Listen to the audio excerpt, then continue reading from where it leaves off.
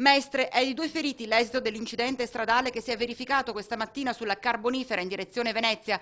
Un'auto sulla corsia di sorpasso ha sbandato, forse a causa di una distrazione alla guida, andando a sbattere contro un grosso bilico che si trovava nella corsia d'emergenza. Immediati soccorsi, sul posto una squadra dei vigili del fuoco per la rimozione dalla carreggiata dell'automobile, mentre una pattuglia del reparto motorizzato dei vigili ha gestito il traffico in tilt per diverse ore.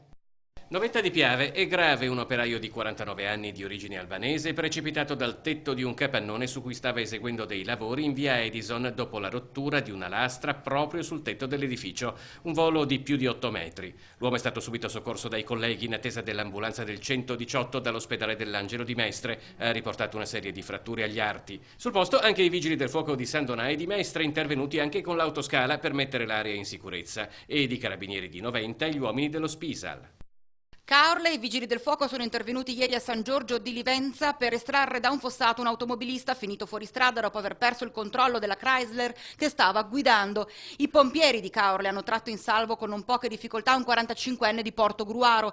Da una prima ricostruzione l'uomo avrebbe sbattuto contro un platano e si è cappottato in fianco nel fossato. È stato condotto all'ospedale. Andiamo a Jesolo, visita croata costituita dal direttore dell'ospedale di ortopedia e riabilitazione di Rovigno, Marico Rade, e dal responsabile dell'amministrazione regionale della regione istriana, Valerio Drandic, che hanno incontrato il direttore generale dell'US 10 e visitato il polo riabilitativo di Jesolo.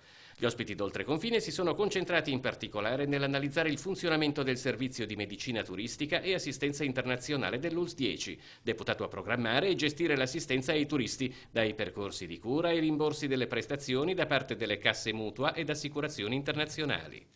Santa Maria di Sala, si parlerà di opportunità di lavoro in Europa grazie alla rete EURES giovedì prossimo nella sala Teatro Pertini di Villa Farsetti. Iniziativa promossa dal Comune in collaborazione con EURES, la rete europea per il lavoro. Durante la serata saranno presentati il nuovo progetto di politiche giovanili, Giovani Go, e il servizio Informa Giovani. Un'opportunità per i ragazzi di Santa Maria di Sala e del territorio dell'Unione dei Comuni per conoscere completamente i servizi finanziati dall'Unione Europea e i servizi volti a incentivare la mobilità internazionale e il lavoro in Europa.